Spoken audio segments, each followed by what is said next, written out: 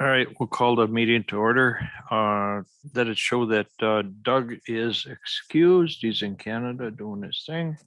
And Scott, we're just waiting to see if he's going to show up. First thing we need to do is approve today's agenda and the minutes. You all have a copy of the agenda there in the minutes. If I can. Okay, and do we have a second? Here's Scott. Okay, seconded by Scott Brown. He's Scott, would you pass a copy of the minutes and finance report back to Scott Yankee? Thank you. All right, all those in favor of the minutes and the agenda signify by saying aye. Opposed, motion carried. All right. Next thing on the agenda is what we need to do is we need to have the election of a vice chair in case I'm not available. Over the past number of years, we've used Scott Yankee as our vice chair. And if he's willing, we can ask him to do this again. If he isn't, we can always get somebody else to do it. But if okay, do I hear a motion from you, Joe? A motion, yes. Okay. Scott Brown seconded that. Do we have any other likely candidates here? All right, hearing no other comments. All those in favor of Scott Yankee as vice chair signify by saying aye. Aye. Opposed? I certainly won't oppose it. All right. Public comment. I don't see anyone here. Tracy. Yes. No, we don't have to elect the chair. Matt put that in there. He didn't know that the chair is appointed by the county board chair. Okay. No, that's all right, because Matt told me, he says, I wasn't sure how to put that in. So I says, okay. Tracy, your report, but if you want to just introduce Zach for everybody here, or Zeb, right? Jeb? Jeb. Okay. I'm sorry. No worries. So yes, I'd like to introduce Jeb Salings. He is the emergency management assistant. He started 3 weeks ago. He's doing well. Jeb, do you want to just give a little bit about yourself, I guess? Yeah, I come from Door County, up in Sister Bay. Up there, I am EMT with Door County EMS, and then I just started down here 3 weeks ago. So I'm excited to get to know the position a little bit more and to meet more people around the county. Okay. Did you move down here then? No, sir. Still up in Sister Bay. Yeah. Okay. All right. Any questions for him at all?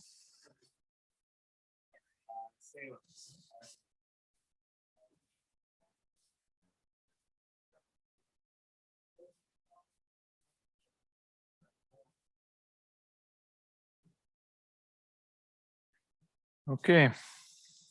Tracy, you're up. All right, everyone got a copy of the 2022 budget for our office. Did anyone have any questions in regards to anything that is currently on there? We're right on track with everything.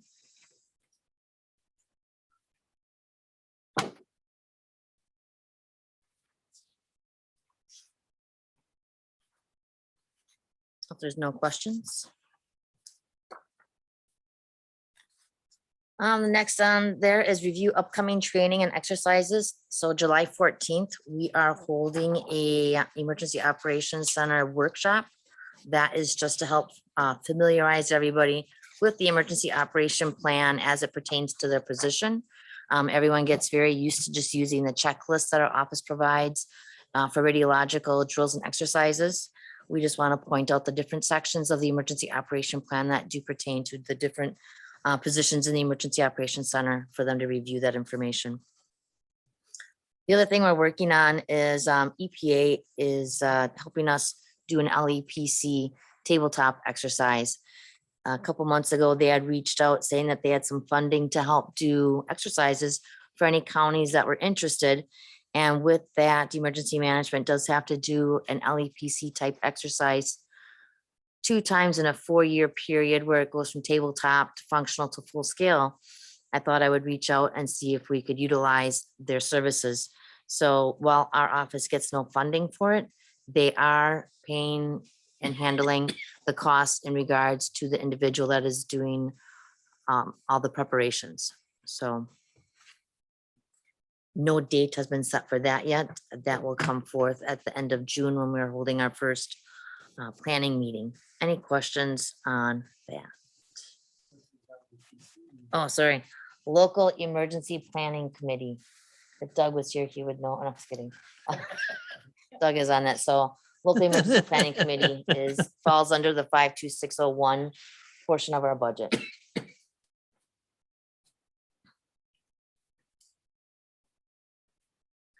Next is update on sirens. So a couple months ago, the power was cut to 13 of the 18 sirens here in Kewaunee County. So those 13 are the ones owned by by a power station.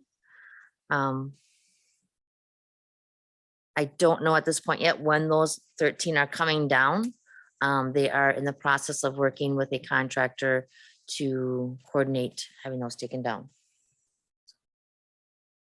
Any question on that?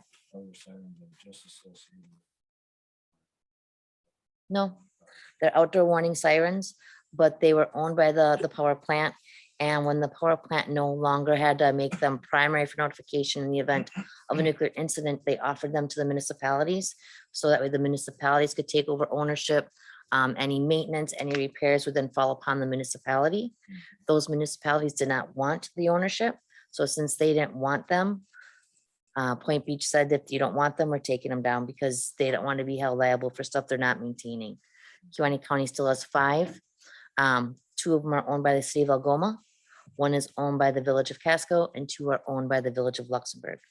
They are responsible for maintenance and any repairs. So.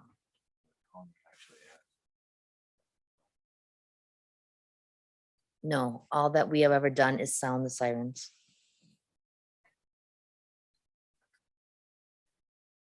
Any other questions? Okay. Last on, there's a National Flood Insurance Program, the flood map open house dates. So FEMA has been working on the National Flood Insurance Program information, and they had an open house meeting last night and then one tomorrow night from 5 to 7. That is being held via Zoom for anyone that wants to, any of our residents that want to go and find out any changes in their property. So I attended the first one last night, and what it is breakout rooms within Zoom. So if an individual lives in a flood zone or finds out they're in one now or their flood zone has changed, they've got questions on the mapping, they can go on and say, I've got a question, and be put to the digital mapping room. There's another room for hazard mitigation. There was an individual last night that wanted to talk to somebody about flood insurance, so they could go into a room and talk to the individual about that. Floodplain regulations, and then another room for local officials. So again, that was last night from 5 till 7, and the second one is being held tomorrow night, again, just a Zoom meeting. Do you, on that flood map, is that available to anyone online? There is a link, I forget where it's at, but that they can look at, they can download all the maps, the preliminary maps. Okay, So do you want me to send that to you? please send me that link. All right. FEMA screwed me up once. I don't want to have it again. So they did send. You might want to check yours too, because they come up with the weirdest places that are flood prone. Okay. Well, that came about due to some of the coastal flooding that was going on when the high waters were all coming to. Not saying that's what made this all happen. So, Yeah. so I can look for that digital link. So they did send out a timeline last night when I was on the Zoom call. So again, the open houses are being held right now. There's a start of a 90-day appeal period for those that are appealing some of the flood zones. That's projected for fall of 2022. And the end of that 90-day appeal period will be the winter of 2022. In the spring of 23, FEMA is looking to be issuing their letters of final determination. And then these will become effective, projected for the fall of 2023. Now, I don't recall the exact process of this, but there was a statement that was made that for those that, if their flood zone changes, that it increases something along the lines with these meetings, if they start their insurance through, not through this, but with this process, they can get a discount for the first year. Let's say it's a 50% discount, and then it'll increase so much every year for up to till its full rate, just to help them when they were in this zone and they got bumped up to this zone to help them. But again, there's a process of participating. I don't know exactly what it is, but that would be a FEMA question on someone wanted to attend and ask an individual. Okay.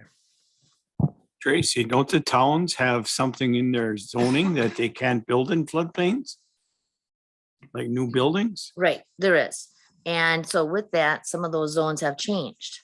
So some of the, a lot of the municipalities were invited as well, and got a lot of these maps, city of Algoma, city of Kewaunee, the villages. I don't know about the townships themselves, if they've got one. But if any of that changed, they need to be making sure that their regulations reflect that. I know when somebody calls for a building permit, our zoning administrator tells them they're supposed to call the county and see if they're in a floodplain or not.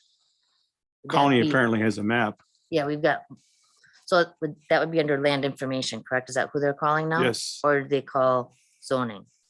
Well, it used to be Glenn, but now it's, Yeah, now they call land conservation and talk to someone in there. yeah. Yeah, probably talk to Tammy, huh? Well, Tammy's land information, Okay. but then Davina is with Oh, okay. land conservation, and then Andrew Wick is another point of contact when it comes to that. Okay. So they've got the same maps that we do. Okay. But yeah, they're supposed to be aware of those new zones. For those who want to go into the Zoom meeting tomorrow night, where is that available? So it is on Facebook. I know that our office emergency management shared it. I know that the city of Algoma shared it. I do have a copy in which I can give you guys a copy of that. That way you have it if you want to join this evening. Or not this evening, tomorrow night. Tomorrow. Okay. At the door.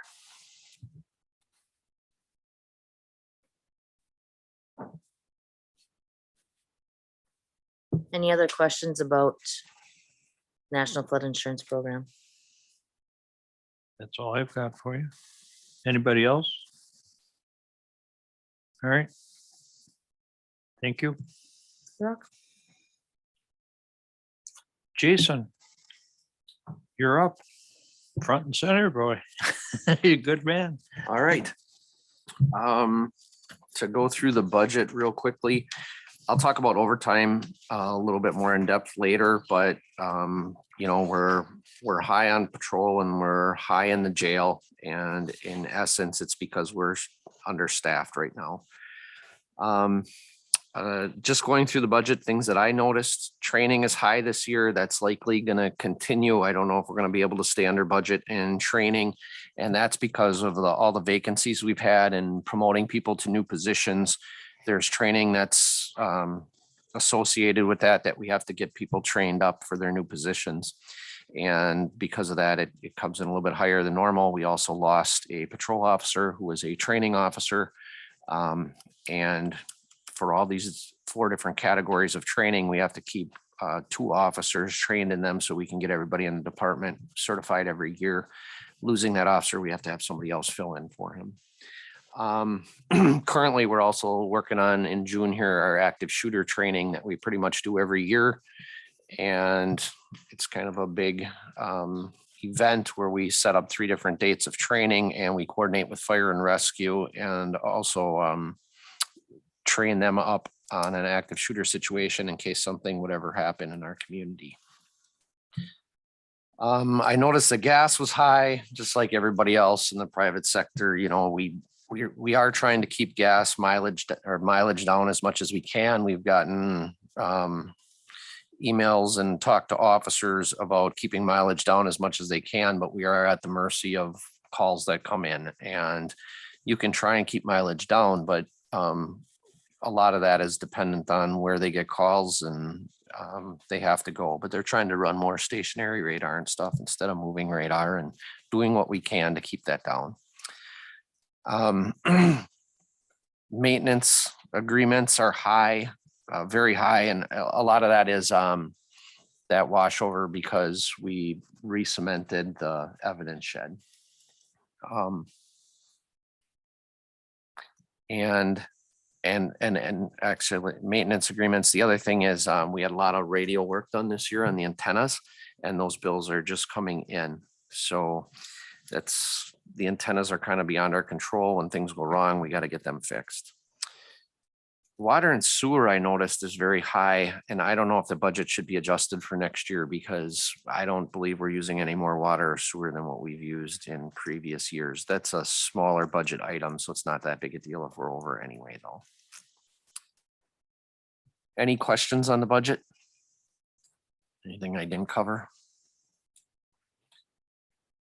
Okay, staffing update. We started the year off 5 positions down, and we're slowly moving those in, filling those vacancies.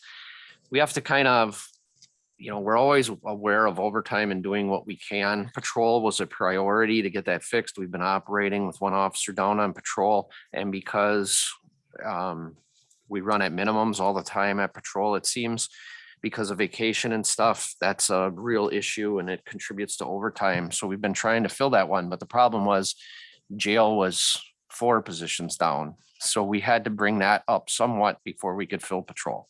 So now we're finally have people trained after 12 weeks of training that started about the beginning of the year.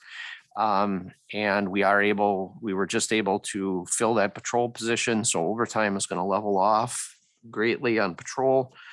And the jail, even though they are 2 positions down, that overtime there has leveled off already. They can operate a couple more down. It makes it more difficult for transports and stuff like that. But, and a lot of times those become overtime then, but there isn't any overtime built in the schedule anymore. To further assist things, John Dubois is going to be our next hire. He has a start date. It's something like a week and a half out, and he'll be starting. And we're doing a background on our last remaining vacancy then. If that person pans out, hopefully everything does, they'll be in training, but we'll be full staffed again. Solomon Yang is our other person that's training right now. He's about halfway through his training. He's doing real well. He came from Brown County Sheriff's Department and he picked up the jail right away, and he's doing good on dispatch too. After months of looking for a cook and kind of getting in dire straits here, we've recently started to have to fill the cook position with jailers being called in on weekends and stuff to fill it. We finally found somebody locally that took the position.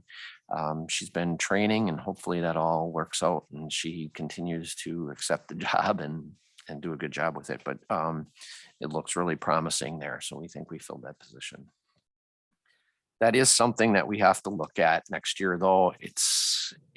I think they pay $16 an hour, and it's only 3 hours, and they got to work every other weekend, and we're having a terrible time filling that. Essentially, I think because of pay, I think we have to bump that significantly up so that we can get people that work in weekends for $17 an hour. You're competing with private industry, and we're not doing well.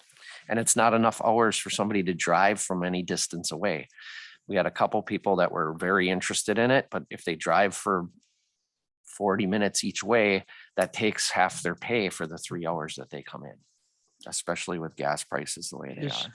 is that position, if the new jail goes through, will that become a full-time position?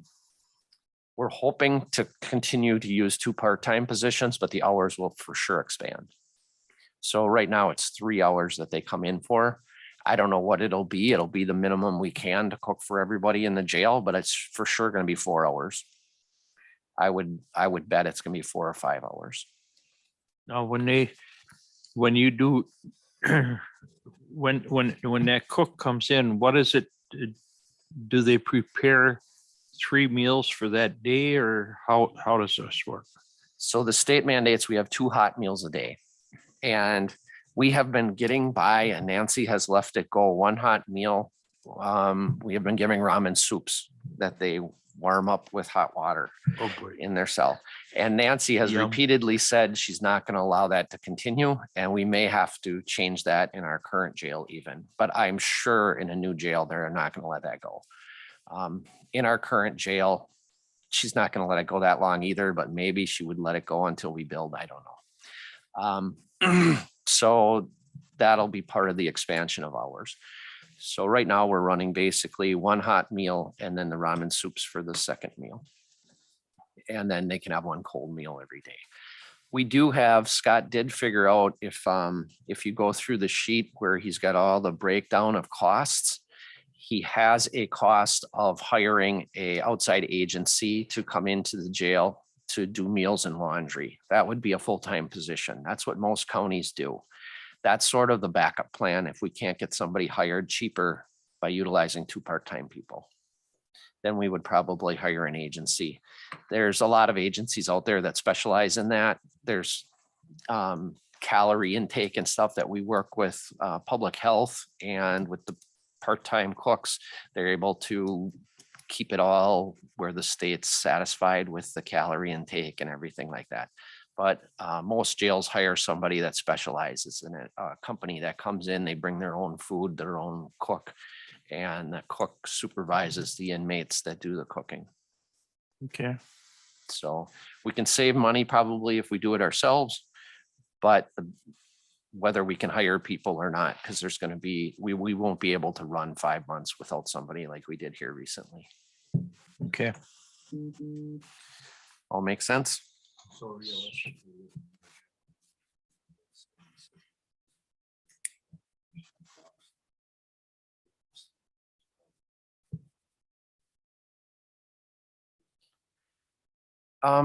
If we pay cooks a little bit more and they have more hours, which makes it more advantageous, the 3 hours is just too far to drive.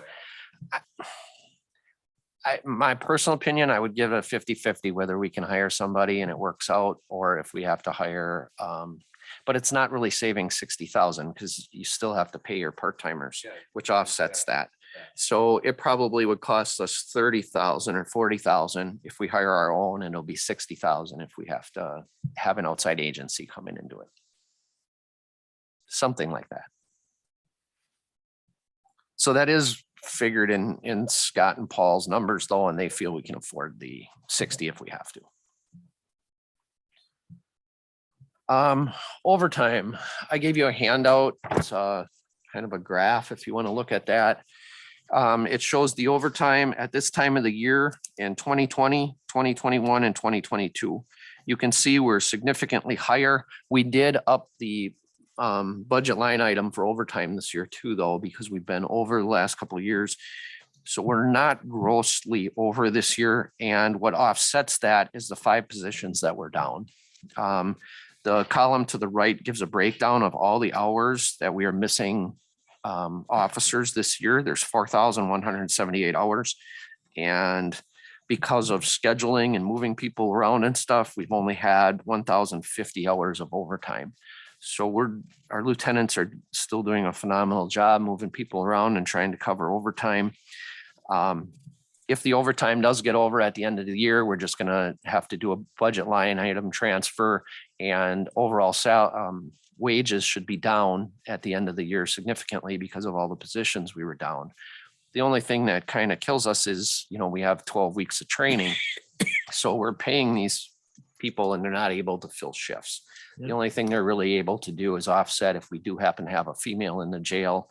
Sometimes we can offset a female trainee that helps cover that what would otherwise be a matron or overtime.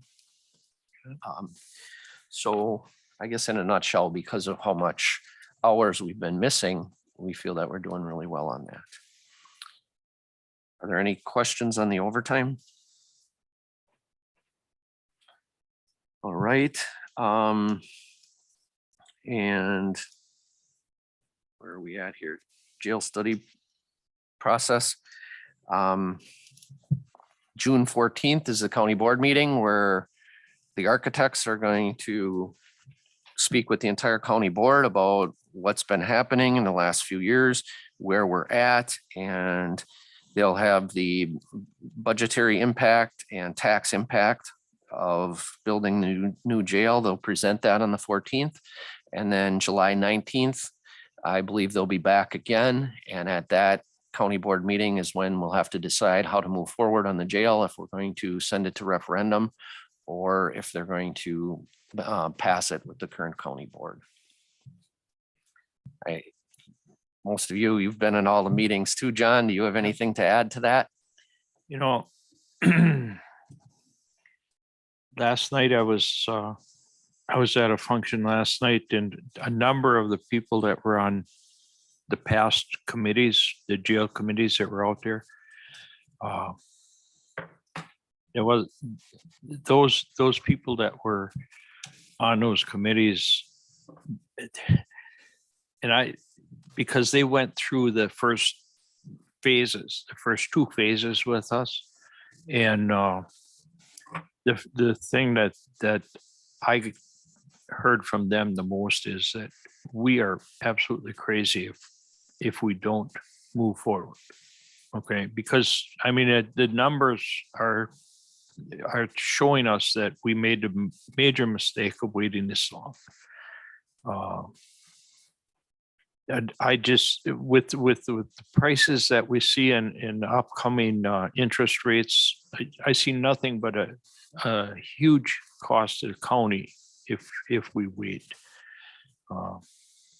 We saw, we could have had a facility at 21 million 2 years ago. Instead, we turned it down, moved it forward, went into a more study, and that $21 million facility is at 26 million. So I fear that if we don't move forward and pass this as a county board and push it into a referendum, we run two risks in a referendum. Number one, that it gets defeated, which then we're back to ground zero, the same place we were 20 years ago when this all started.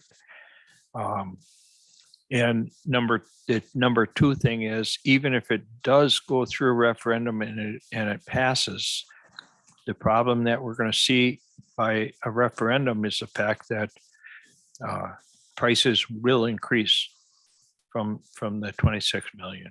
There's just because of the lapse of time that's going to take. So I would urge everybody to ask questions on the 14th. Look at what the architects have put forward.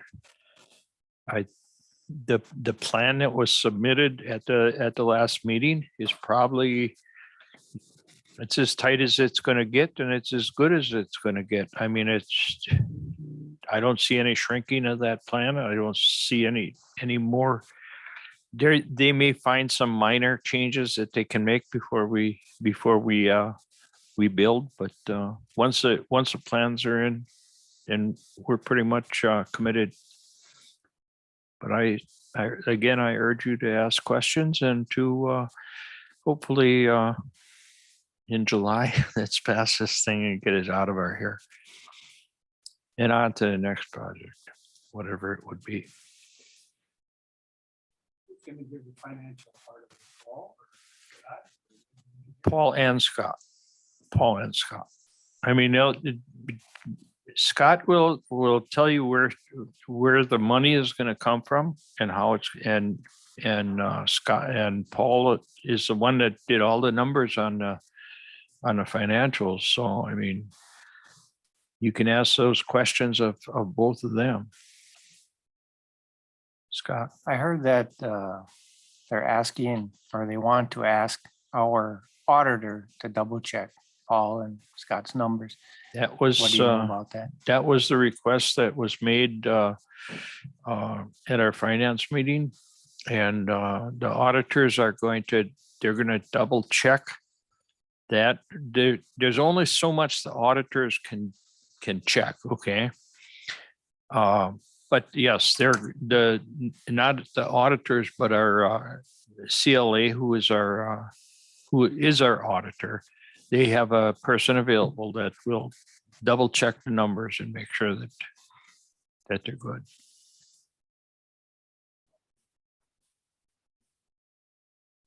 Okay.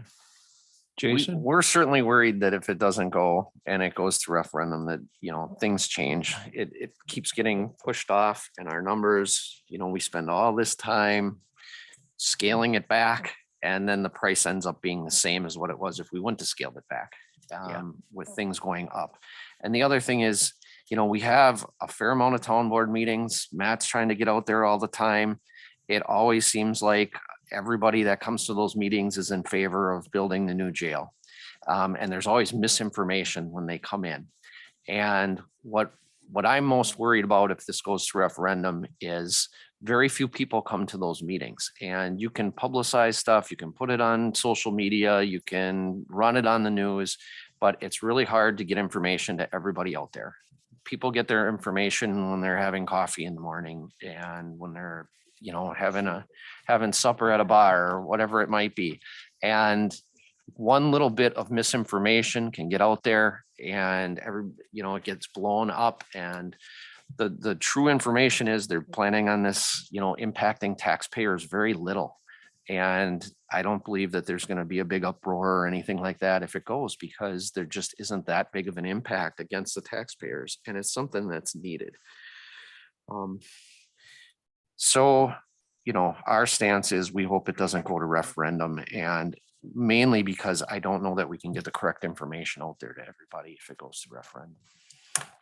There's just too many people that may get misinformation and vote based on the misinformation that they have.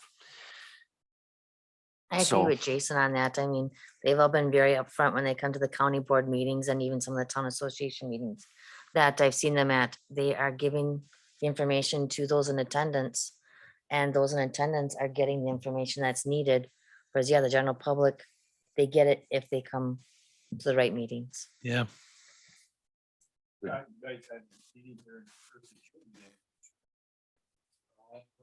want to say there were probably about 10 people that showed up. Yeah, by the time the meeting was over.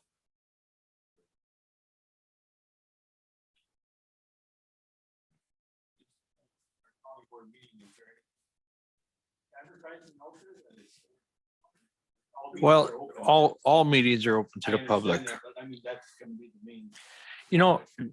I think our biggest problem that we have, number one, we have really no good newspapers anymore.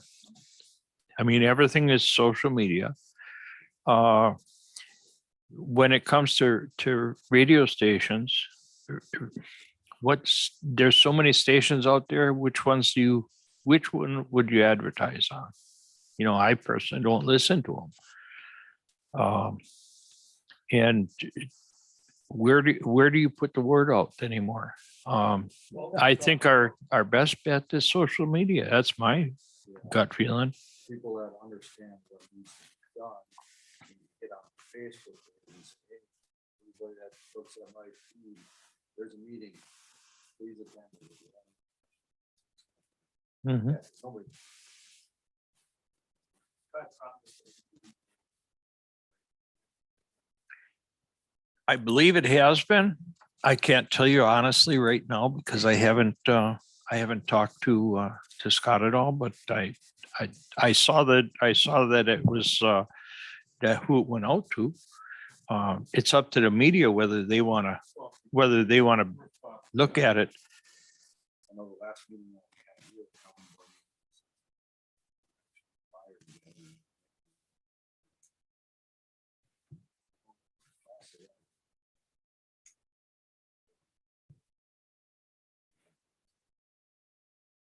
Yep.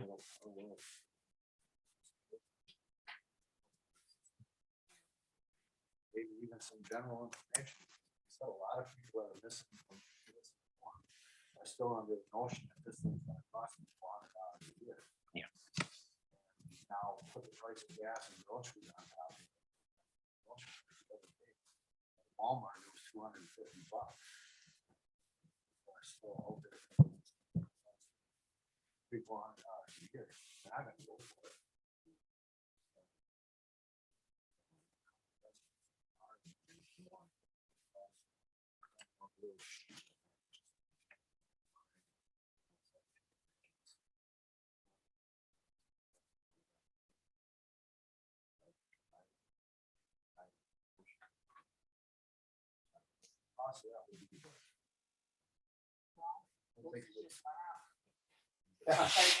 There are 20,000 people. So, you know, I don't know how many households. though. Like what, 9,000 residents? Households, you mean? Households. Yeah, I mean, I'm not talking. I'm not saying everybody, people don't want to get a mailbox.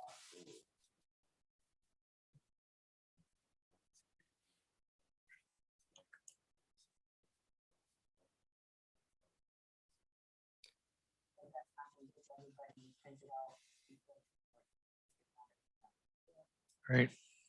I do know we talked about having media come in and tour the jail and stuff, and we plan on making that push between the June and July meeting.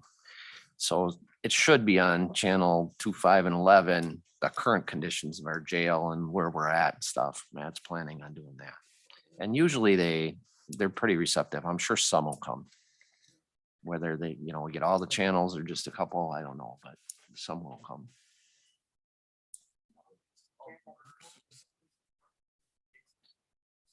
It gets a lot more headlines, so a flyer about a county board meeting, that's gonna talk about the jail, that just isn't a high priority on the news. It's hard to get them to cover it. Yep. WBDK, what is that, 104.1, they have a lot of stuff on it if you listen to them. But Matt's on there all the time.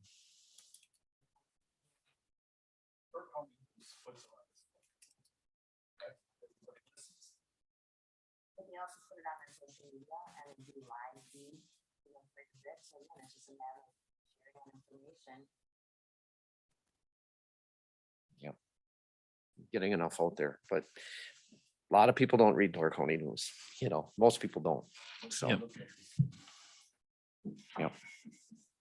It's a Okay. different world getting information out now than it was, 20 years ago, that's for sure. I guess. Okay, any other questions for Jason? All right. Our next meeting date is set up for July 13th. It will be here in a boardroom, 8:15. August 10th. Is that good for everybody? It's again the second Wednesday.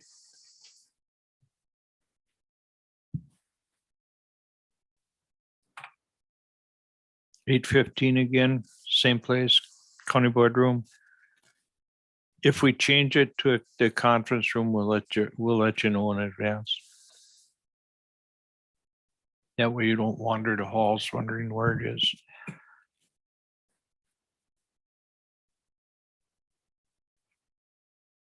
Any travel requests?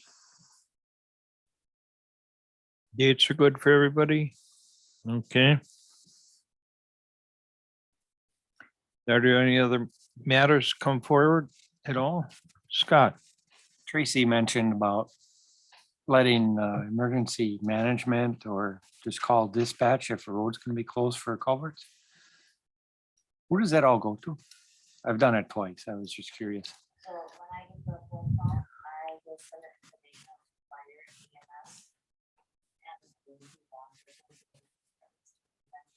To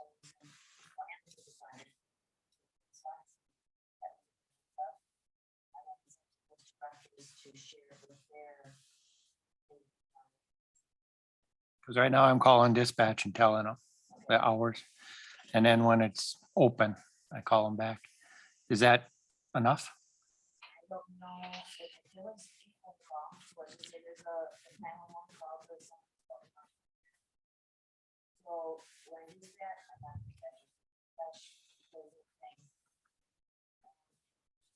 So are they aware that there's both closed?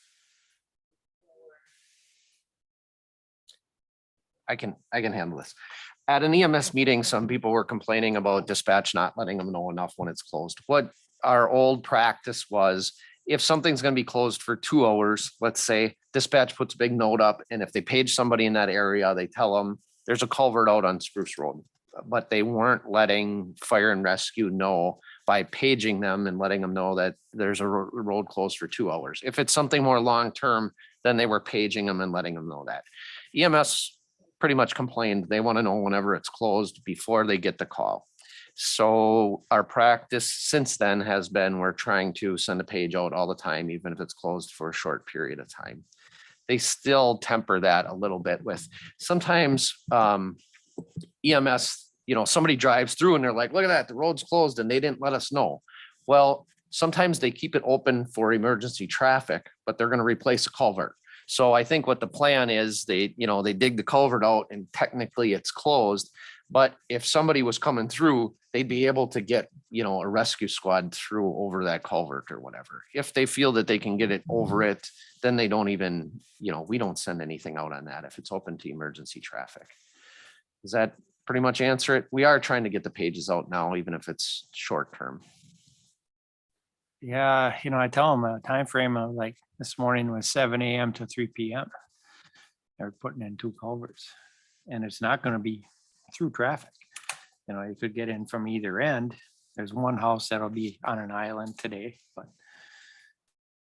Then they I send the was- page out to fire and rescue and let them know that. I that road didn't is hear closed. that this morning because I called it in about 6:45 and I didn't hear it on the scanner. So, I was just curious because should I be texting you or calling you too? Well, Tracy? so if you guys wanna do it, that's fine. Oh, yeah, I'll have to send it,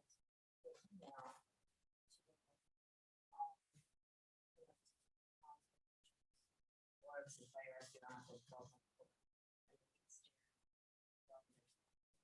If it goes through in time, like today would have been So, short.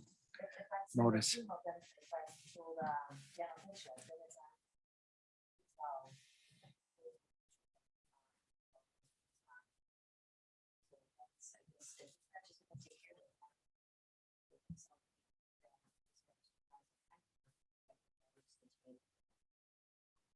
If you do both, it's probably better. Then there's a backup. Okay. If you send an email to all of them, you're sending it to the whole council, usually EMS council.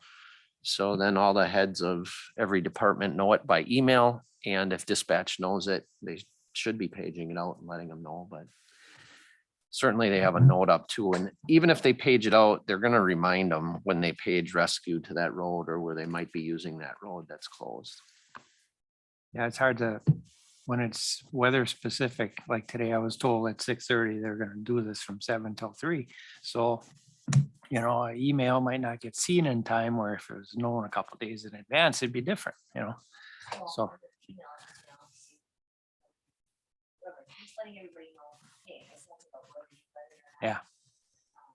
Yeah. Yeah, if Lou and Dan are pretty good at their phones, so I'm sure they would spread it out. Some I'll- people want that page to go out and some people don't though, because you have third shifters that are on rescue that are sleeping during the day. Yeah. And then they get a page that says, just so you know, if you get a call on Spruce Road, it's closed. There's a culvert out for the next 2 hours. And that's the middle of their sleep cycle. They were hoping to get sleep. So that's why dispatch in the past waited for a call to come in that area before they would tell them that road is closed. If there's no calls, they don't wake everybody up then. Yeah, I'll give some more information too, as far as what addresses are affected, that might help too. You know, tell them to come in from the east or west or north, south. Okay, Yeah, I won't give them the address. okay, we're doing 8 culverts this year so far.